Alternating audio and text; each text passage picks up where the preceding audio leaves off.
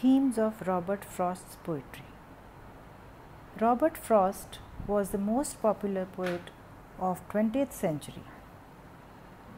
He was born in San Francisco, California on March 26, 1874.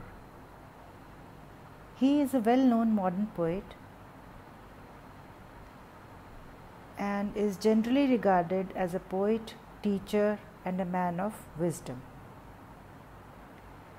He had a profound knowledge of literature, history, science, and philosophy, so he can be termed as a classicist of very high order. Frost neither describes the situations and conditions of life of modern society, nor does he write about political and economic problems of his age. He does not aloof himself from the contemporary society. He has, on the other hand, penetrated from social actions to intellectual problems of his age. He was a poet who spoke with rhyme and meter about all things that were natural, and doing this, he plumbed the depths of emotions of people in all walks of life. Robert Frost's chief concern was man. The focus in his poetry is on man's position and attitude, and especially on his feelings. Frost reveals a good deal about his conception of universe and external reality in his poetry, but to him most important was man's thoughts, emotions, and behavior, as they determine or reflect his relationship with the universe.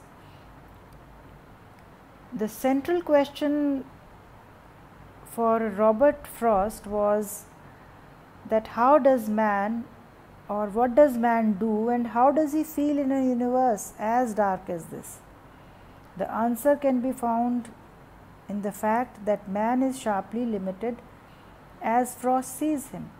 Man is limited both in his intellectual powers and his awareness and understanding.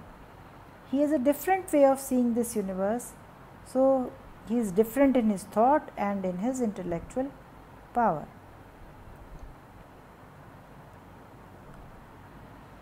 Frost's life had been very painful, but he struggled heroically with his inner and outer demons, and out of that struggle he produced what many may consider to be the single greatest body of work by any American poet of the 20th century.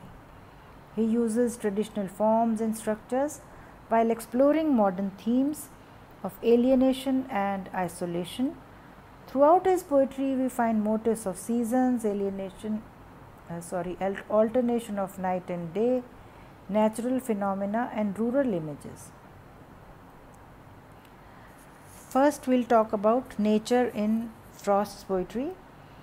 The omnipresence of nature in Frost's poetry can be very well felt in the mountains that rear high above man's head, in the curve of the valleys, in the crowding trees, dark forests, blooming flowers, brooks running downhill, and in the happy description of seasonal changes, taking care not to leave to minute detail concerning the changes the earth wears. The cycle of growth, the light giving way for darkness, the parade of stars can be seen in Frost's world, where he touches man's life at all points. Nature can be a destroyer, causing frustration and disappointment. Frost uses a middle path to declare that man's relation to nature is also both together and apart. In nature, Frost discloses the presence of both the friend and an enemy. There is much in nature against us, but we forget. So we can say that nature is a dominant theme in the poetry of Frost, but we cannot call him a nature poet in the tradition of Wordsworth.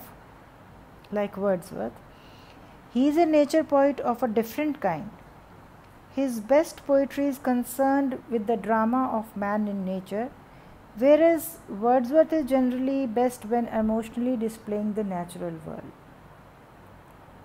Frost himself had said once that, "I guess I am not a nature poet. I have only written 2 poems without a human being in them."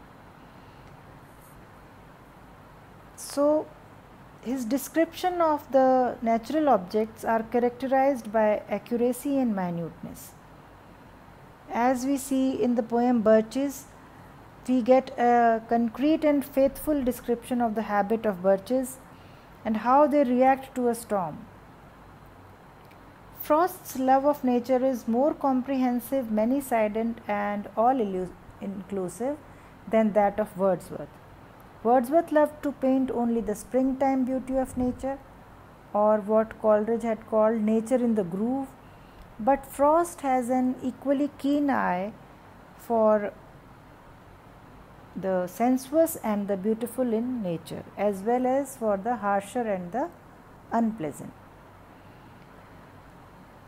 We will discuss other aspects of nature in Frost's poetry in our next lecture. Thank you.